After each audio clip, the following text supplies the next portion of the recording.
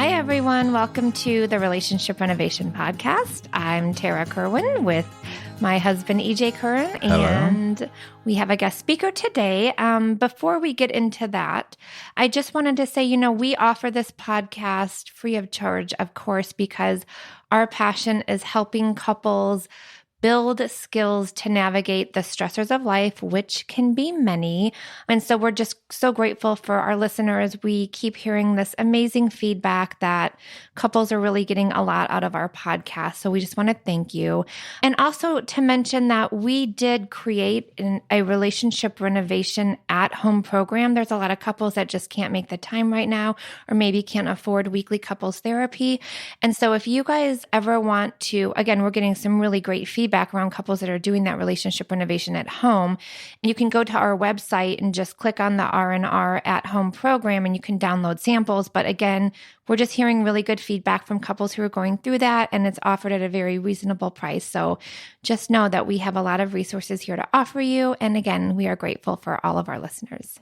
Absolutely. And also, in the last couple of weeks, we've had a few people reach out to us with ideas about podcasts and sort of like themes that they'd like explored. And it's helped us in a lot of ways as far as, having great directions to go and sort of theming our social media as well towards that. So, anytime you do have things you'd like to share with us about things we've said or ideas you'd like us to explore, we love to hear from you and we'd love to get your feedback. Yeah, and I think it's been great tying our Friday podcast to our weekly social media because we can really give a lot to this one topic or area. So again, I think people are really liking that. Yeah. Yay. Absolutely. Okay. Well, let's introduce Gabe. Yay. So we're going to introduce Gabe Lobato. Gabe is a business owner. He's had a business for, I believe, like 17 years. He's a husband. He's been married for 20 years. He's a father of 2 girls. And now he is a master's level counseling intern at our facility. And we are just super grateful to have you, Gabe. Welcome to Relationship Renovation. Thank you. I'm so excited to just really be here with you guys and be able to share with you something of a perspective that I've really had the opportunity to develop and be able to perceive just this whole world of counseling and the struggles that we encounter with in life. Well, I mean, the best place for us to always begin is just to get to know you. I mean, can you just tell us a little bit about yourself? Yeah, well, you shared a few facts about my life. Been married 20 years. I've got 2 teenagers, 16 and 13. One's almost 17. Wow. My wife has been doing homeschool with both of them for about 8 years now. And what we love to do as a family, we love to go camping in our camper a few times during the year. We like to go mountain bike trail riding either for the day or while we're out camping. I love going to the gym. I've got a drone with a first person view and I love flying that off and on. So that's new. I didn't know that about you, Gabe. Tell us a little bit about your business that you've had. I'm a landscape contractor. I've been doing that for 17 years. I'm now up to 17 employees. Goodness. Started that quite a while ago. Even just that in itself has quite the story of how it started and just the path and the journey and the pain and the struggles of running a business with a spouse. And just to where we are at now, it's been an incredible journey. That's actually a whole new podcast too, working with your spouse. Working with your spouse. We know. Yeah, we've had a ton of couples over the years come to us that work together. And that is a unique challenge. We know it really well of being business owners together and partners and parents. Not easy, right? No, it's definitely a challenge. Yeah. How old were you when you started your company? How old were you when you got married? I got married a month before I turned 21. My business I started when I was 24, started it as a part-time on the side as I worked a daytime job. And my wife was the primary breadwinner income-wise. And after our first daughter, about 2 months and 2 weeks into her PTO, she said, if I have to go back to work part-time, here's what I'm going to make. Here's what daycare is going to cost. Here's what formula is going to cost. And at that point, my side business was making about what we would be left over with at that point. Right. Yeah. So we took a step of faith and she didn't go back to work at that time. Wow. Well, that's interesting. How often sometimes we make decisions based upon just the necessities of life, and it just sets us off on a course. So we just have to sort of ride it out and see how it goes. I know. I'm curious. So how did you decide to make this transition from, landscape business owner to couples counseling. Being a therapist. Being a therapist. No, it's really interesting. It was about 6 or 7 years ago. We were asked, a friend of mine who had started a church about 3 years prior, asked for us to come on, join, support as staff in different arenas. And one of the arenas we landed on was to support in marriage crisis counseling. Okay. And it was really interesting because I remember my first time. We had a couple that the police were called over in this situation. My pastor can make it. He asked me if I can go over there. And I arrive to the house and there's police there keeping the husband and wife separated. Mm-hmm. And I remember walking up and the police officer was like, hold on, what are you doing? Just step back until we give you approval. You can step on the scene. And because we were there the first time at that moment, I remember walking them through kind of a healing process and sorting out kind of process as to what led up to that moment. Mm-hmm. Now, that couple is still together, but as I look back at that and I look back at some of the experiences, like I progressed in experience, but I look back at some of those situations, boy, were they sloppy, and boy, did they just lack knowledge or wisdom or a deeper understanding to have a clear, coherent path to work with someone. And so as I progressed and developed more experiences, there was one that I was pretty happy with. There was a couple, it was a blended family. And I remember while our pastor was out of town one day, the husband shot me a text at work and he said, can you help me? My wife just texted me and said that by the end of the day, she's going to be walking out. And I said, oh my gosh, I said, please tell her. She can pack, she can prepare, but don't let her walk out until this evening when you guys get out of work. Let's get together at our house for dinner. And we got together and we had subsequent visits at our house. And I'm so thankful to see that they've slowly progressed. They've worked through some challenges, but they're still together. And but then I just got to the point where I'm like, I really wanted to do this on a deeper, more effective, on a more professional level that has a deeper level of understanding. And so just a few years ago, I decided to enroll back into a school and start a master's program to become a licensed therapist. Wow. I'm curious, how did your wife respond when you told her this is kind of like you're compelled to go in this direction? She was super supportive and, it resonated with her as well. And especially the experience that we've had walking together with couples at our church during their crisis situations, it made sense. And so, that was one of those real strong connecting moments in our relationship to feel like I've got a decision and it resonates in my heart. And at the same time, it resonates in my wife's heart. And so that just adds to that confirmation. Yeah. Was there like a particular moment where it hit you like, oh, like I want to make a shift here. I want to like not just have this be something that's sort of like in my spare time through my spiritual life, but it's like something professionally that I want to fork and go this way. Well, what's funny, because if I compare it in light of being a business owner, I didn't wake up one morning and think this is like the greatest idea. But there was a process that we walked through and just some personal inspiration that we had. But I swear probably for the last 17 years on average, there's probably at least 50 to 100 times a year that I'm telling my wife, I'm so done with being a business owner. I want to throw in the towel. And I'm so sick of it.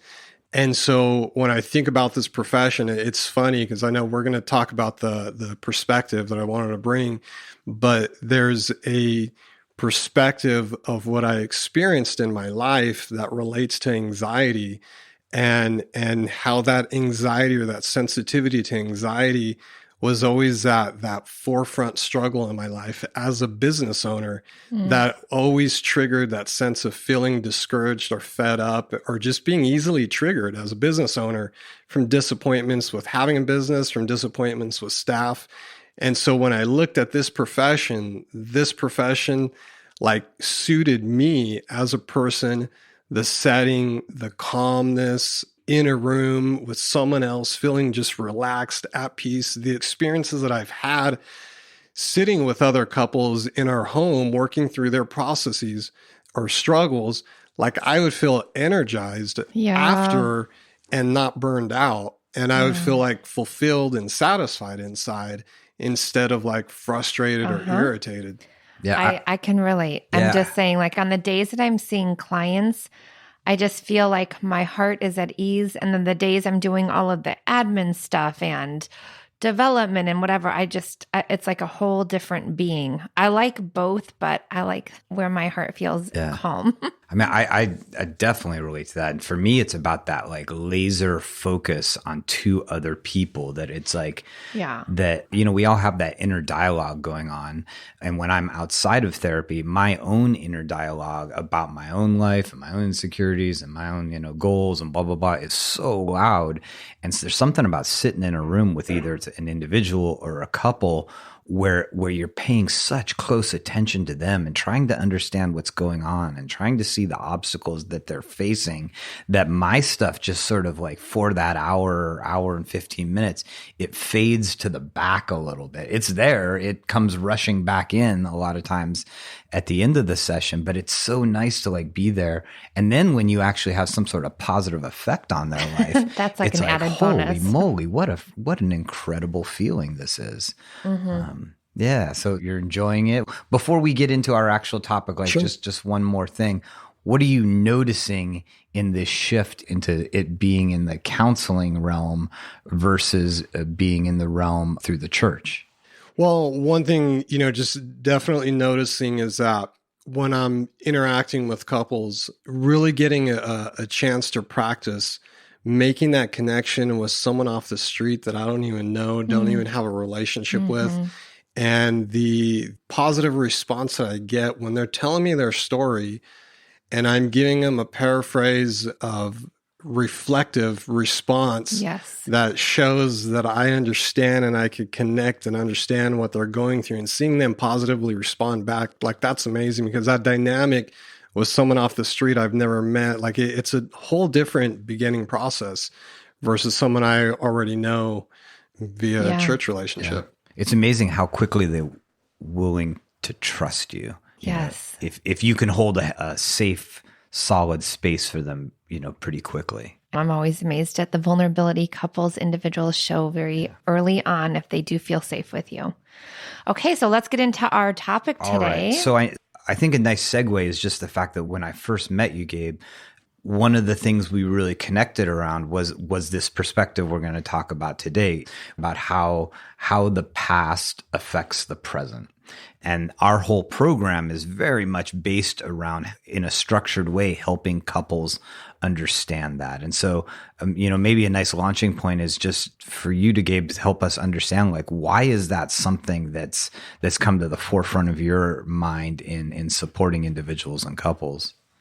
Sure. You know, it started, I was working at a local inpatient mental health hospital. And as I was doing group therapy there with inpatient clients, one of the exercises that I really latched onto, that I really saw had really great meaning, it comes from the basis of what's called narrative therapy. And from this perspective, it talks about that each one of us has a past, we have a present, and we have a future. And that past, we can't rewrite it. It's there. It is what it is. It's a part of us. And we live in the present moment. And in this present moment, whatever degree or experiences that we've had in the past, good, bad, neutral, whatever, sometimes they have a tendency to create disruptions right now in the present based on how we react, how we respond to someone or to a circumstance going on around us. And if we don't grab hold of that, if we don't process that in a safe space, be able to unravel it, then it can continue to cause this sense of discouragement about our future. In the relational context, the future feels discouraging, and people, they're banging their heads against a wall out of discouragement. They're like, we've been there, done so many things, and they get discouraged about their future with the couple to where they're at the point, help us or we're done. Right. Like I don't have a positive future outlook with this relationship anymore. Yeah, it feels like if we don't understand what's happening and how we're attaching past into the present, that it could really make us as individuals or as a couple feel boxed in and very limited in like what we can see for the future. Yeah. When I think it gets triggered in those like complicated moments in our relationship, and that's when the, sort of the shackles of the past or the misperceptions maybe based upon the past really leave us in this like reactionary state where we just keep falling into old patterns together. Can I just do a quick example? I just like had this like very compelling moment of this book I read called The Untethered Soul. Amazing book. If you guys have not read it, Michael Singer. But he was talking about like if you dated someone that had like a red Mustang and it was a pretty negative experience or a bad breakup, right? That, 10, 20 years later, you see a red Mustang and you just kind of have this like negative, like maybe your body tenses, maybe you notice like something uncomfortable happening versus if you never had a partner that had a red Mustang and this Mustang is just neutral, right? So it's about that. The more we can understand like, oh, yeah, that red Mustang just triggered this like flood of thinking and uncomfortable feelings because I had this negative association with the red Mustang because of a partner and an experience that went bad again versus like not ever having any kind of emotional experience with a red Mustang. It's just the more we can understand how it's really like our brain holds on to these images and they do these associations. And if we have an uncomfortable association, it's going to cloud the present moment. I mean, so Gabe, is this a perspective that developed just in the sort of like clinical space for you around like seeing other people, or is it something that also like, was personal for you? No, it was greatly personal. As I was going through my coursework for this degree, there were so many opportunities, just personal reflection that I was kind of forced to have to do, that they really force you as you're writing and analyzing content and working through the material. And when I developed this perspective and understanding at this one site, it really illuminated my understanding into like my personal life and just kind of the experiences that I had in my childhood and how I carried a lot of the resultant effect into my marriage for several years. And even as I mentioned earlier, even just that tendency with anxiety, there's a whole thing related to my dad and what he demonstrated in his life growing up, how he was so like, I think that if he would have gone to a therapist, he would have probably been diagnosed with generalized anxiety disorder. And just how he coped, he had very little coping mechanisms. And then when I look back and I had to do a genogram for my family, and I look back and I delved into my grandparents and I realized my grandparents, through stories from my uncle, that my grandparents dealt with anxiety. They would leave the house and frequently would have to go back, check to see if the water was left on, if the stove was left on, if the fridge was left open. And so now in the present, as I realize, wow, like that's why I've struggled as a business just with anxiety and getting easily triggered and frustrated. And it's interesting too, how there's like this like compounding factor in a situation, because you're kind of describing two things. And one is there's probably some sort of genetic, component to this. Of Generational, it's just sort of, genetic. Yeah, it's wired into you a little bit. And so it's something your dad, your grandparents, they've dealt with. But then there's also the experience of being parented by an individual who has that and the anxiety that's produced around that. And it's almost like if you're not careful, it generationally compounds. And so when you personally got that information, like, what do you do with it? Right? Because that's one of the things I think our couples struggle with is like, okay, well, yeah, like I know this, but what do I do with it? That makes sense. But now what? Right. And so there's an analogy that I've used when I've talked to people in consults or in sessions, that we dive into your past to get a better understanding, because right now in the present, we've got go-to responses, habitual responses that we're accustomed to, we're comfortable with. And if we just do straight up behavior therapy just to correct that, here's the analogy that I've used. It's like a weed that's growing out of the ground, if you just chop the top portion off, it's going to come back. Yep. And so you've got to dig in and pull the root up in order to really extract it. And so personally, in the relational nature, we've got to dive in to get a deeper understanding. What is causing this? Why am I like this? And just try and unravel and unpackage and just process what is it about our past that's causing these disruptions in the present, so that we can get a better understanding. One, it helps even just to build that empathetic connection from your spouse, because then the spouse is like, oh, wow, that's why he or she does that. Yeah, it's not me. I thought it was, but right. Matt, I've had a couple of just like incredibly powerful sessions this week where we've gotten through the genogram and we've done and through the individual timelines with the couple, and then we're going through their relationship timeline, and we're processing how their negative, like, sort of coping mechanisms from their childhood created really dysfunctional ways they dealt with content in their past. And so they're processing through it with all this like wisdom and understanding and being together in it.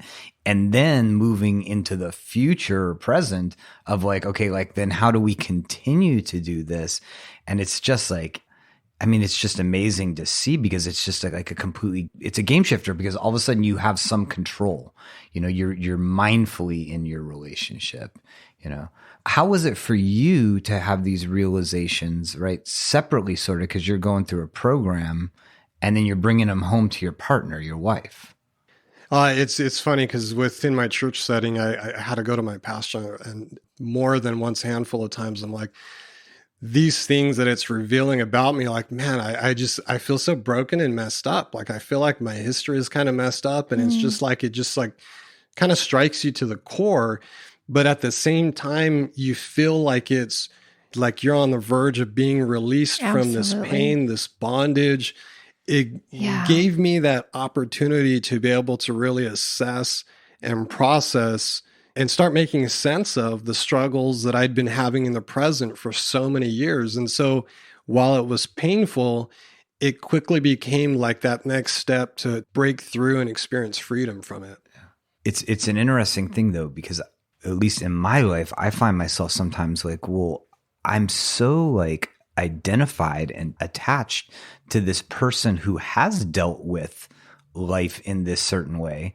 And so if I start to do it differently, well, then who the heck am I? You know, like, because myself is so deeply linked to the person who reacts to stressful environments in a certain way, the person who becomes super defensive.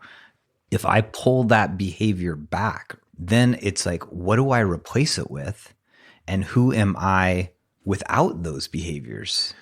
You know, that reminds me of a thought or conversation that came up once or twice. I heard someone say, well, you know, this nature of who I am, well, it's because I'm a certain or particular culture, because people relate like behaviors or responses. Well, I'm Italian or I'm Mexican. And me personally, I'm Mexican myself, so I have an understanding of that culture. And so when I encounter people that say that, you know, it's just who I am, it's just what I am, like I don't know what to do about it. My perspective is that when you come to therapy, this is not about losing a sense of who you are, because your past, your culture makes you the unique person of who you are. But I really believe like a discerning therapist should be able to analyze, okay, which elements about you have become slightly unhealthy enough to produce a disruptive response in the present. Right. It's not about changing who you are. It's just about identifying those tendencies that are causing these disruptive patterns that are not right or not comfortable, that are just slightly past the unhealthy mark. That is so important, because a lot of times when I'm kind of helping couples or individuals understand that we form our coping skills and our defense mechanisms from very early on, and it pretty much works in childhood because we don't know, we don't have that frontal brain developed. But then when you get older and then when you get into a relationship, that defense mechanism, that's not helpful anymore. We don't want to defend ourselves to our partner, you know. And doing this genogram and timeline, I tell people it's like we're all walking around with like wounded children wanting our little childhood needs to be met from our partner, not realistic. It can never happen. And the more we recognize, like, wow, this is a wound, an unmet need. Can't expect my partner to even meet that because I'm just recognizing what it is now. And when we can be aware of that, it just opens up a whole new way of connecting with your partner. And it takes out these expectations they're not even realistic. It could never happen. Yeah. A big thing that I see is sometimes, though, there is that like, hey, you just need to accept me for who I am. This is who I am. And for me, like a question a lot of times I come into a client with when they're in that state is like, okay, well then how's it working? You know, how's it working for you guys? Like, you guys are here, you know, and sometimes you have to give them that like kind of shock with reality of like, okay, like, yeah, maybe that's you, but maybe this aspect of you isn't working too good for you guys. Yes. And I was just going to say, and another significant area too is like, I will sometimes be like, oh my gosh, are you one of those therapists that blames the past on the present? I'm like, oh, no. I get why you think that because there's so many people like, oh, I'm like this because of my mom or my dad, or I've got daddy issues, whatever. I said, it has nothing to do with that. I get that that's kind of what your perception is. But I said, it is about understanding your attachment from early on and how your brain, how your nervous system copes with uncomfortable situations. Well, it's insight like versus blame, right? Yeah, it's not about blaming. It's insight. Thank you. There's also another component. I remember experiencing this personally, and I'm seeing this like clinically, is that there was a stage in my business, I think halfway through, I was talking to this male mentor of mine. And one of the things that I was talking to him about was just kind of struggles that I was having in my marriage at the time. And one of the things that I realized at that moment was that there are gifts and abilities or certain aspects of my nature that were strengths in my business. But when I would bring those same aspects to the home life, to the relationship, they all of a sudden became a curse. And it just kind of ruined it. How many couples have we met where the exact thing that makes them a success in one aspect of their life is tearing their marriage to the ground or their relationship to the ground? And that's where that attachment comes in, because one member of the couple was like, well, at work, like people listen to me and because I come in and I command the space and I know, you know, I'm sure of myself. Problems. I feel like I'm in control. People listen to me. They're kind to me. They respect me. So clearly it's my partner's fault. It works and it's effective in one scenario, but coming in for therapeutic help, you know, the therapist should be able to identify and recognize, you know, we don't need to shame that aspect of you. We just need to be able to help you identify, to be able to discern, okay, it's appropriate in this scenario, but it's highly inappropriate in your relational scenario. But we don't know because we spend so much time like at work and then we come home and it's hard to like shift roles, but it's such an important part of the process. Okay. So another point of like connection when I first spoke with Gabe was the fact that you, prior to getting into your education around therapy, you had a program that you worked with couples at through your church. And for us, that's also very important, having a structure, right? That what we're talking about is very, you know, thus far in this podcast is very much kind of conceptual, but having a structured approach to helping couples. Like, why do you think that that's important, Gabe? No, it's really important. So the background or the experience that I had was working with a particular curriculum that was for premarital counseling. And we had done premarital counseling for a handful of couples that we knew. And it just gives you that structured approach to be able to not willy-nilly it as you're going through and trying to navigate and trying to understand, well, how deep or how effective did I spend my time with this couple? And so as I came in to this location, and as I continue to become more familiar with your guys' content, right off the bat in the beginning, like it just registered in my mind. It clicked, like this makes sense. And this is what I tell couples when they come in. I said, the typical therapist, you're going to walk into their office here in town, and they may deal with the current present conflict you're dealing with. Maybe it's communication, maybe it's relational. Sometimes it may feel like just putting a Band-Aid on this week's problem. And what happens is if you're approaching therapy in that manner, it might last a few months. You might be okay, but then you're going to be right back to square one. And so what I share with them about the curriculum that you guys created is that it's going to create that longer lasting effect on them. That's going to create a more stable base, a more stable foundation, to be able to implement into their relationship. And just like as I hear you talk, Gabe, I'm just so grateful that you found us and that we found you. I'm just like so proud that you're here with us. Thanks. Yeah. One thing about structure that couples like and that I think makes it easier to sustain long-term change is the fact that most of our adaptive behaviors that we talked about earlier that sort of like just instinctually happen throughout our earlier life are made in an unstructured way. They're just sort of responding to the world around us. And if we want to make significant long-term changes that are sustainable and that are also in the best interest of ourselves and the best interest of a couple, it's being able to like take a very mindful approach to it. Is really stopping and looking like, how do I react to this? How do we react to this? How do we communicate about this? What are our struggles? What are our strengths? And then like, okay, like how do we build a foundation that's going to allow us to weather the inevitable winds that are going to come and blow us off course?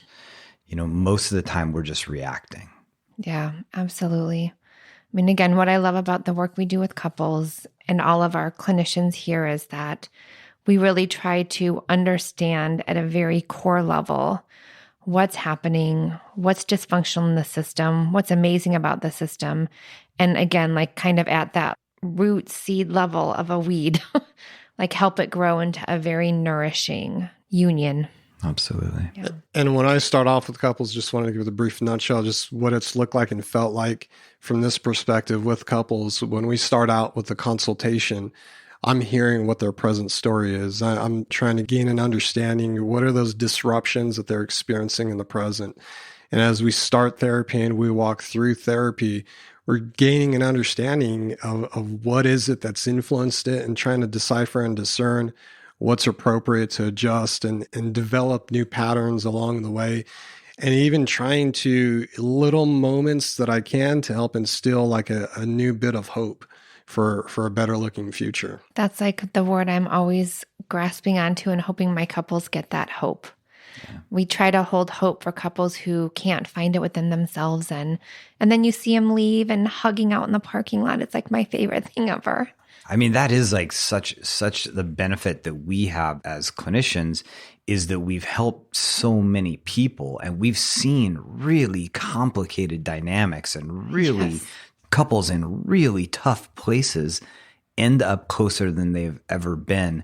And if we can kind of look somebody in the face and say like, hey, I know you guys are really suffering right now. And I know you feel very lonely and you're frustrated, but believe me, just give it a chance. You know, look at yourself and commit to individual growth and stick this process out and you'll be surprised where you can go. And so, yeah. I'm echoing what Tarah had to say, Gabe. It's just like, it's fantastic to have you as a part of this team. And I appreciate also like, you know, just like diving in even on this podcast of like, it's clear you're somebody who's not afraid to like, to jump in and go. And we appreciate that. We also can tell you got a lot to offer. Yeah. Just the level of your wisdom and insight, especially for being like, you know, not new, but like in the clinical field of counseling. It's just like, I'm amazed by you. Gabe, I mean, any like parting thoughts, anything you just want to make sure you get across? We'll definitely, you know, talk with you in this place again, but anything else you want to say? I think really, you know, couples or relational therapy, you know, I'm really highly intrigued to be able to hear people's story. I feel privileged to be able to walk through their story, what they need to unpackage, unravel, create that safe space to really process that pain, the hurt, even just some of those things that we've been taught or picked up on that are causing disruptions in the present. I just feel incredibly privileged to be able to walk someone through, to be able to see when that light bulb lights up in their head, and then they experience breakthrough, they experience a moment of freedom, and then they have this renewed sense of hope for their future and their relationship. So, absolutely. Wow. All right. Well, this has been another fun podcast to do. It's energizing. We love it. We appreciate all of you out there who listen to us. Follow us on Instagram. We are at relationship_renovation. Facebook, we are at He Said, She Said Counseling. You can always just throw out an email to us at info@hesaidshesaicounseling. You can also, just check out our website and all the services we have to offer. Yeah. Thank you guys. Thank you for listening. And, take care of yourself, take care of each other. It's what we've got right now. So, all right. All right. Bye. Bye-bye. Me and you just singing on the train. Me and you listening to the rain. Me and you, we are the same. Me and you have all the fame we need. Indeed, you and me are we.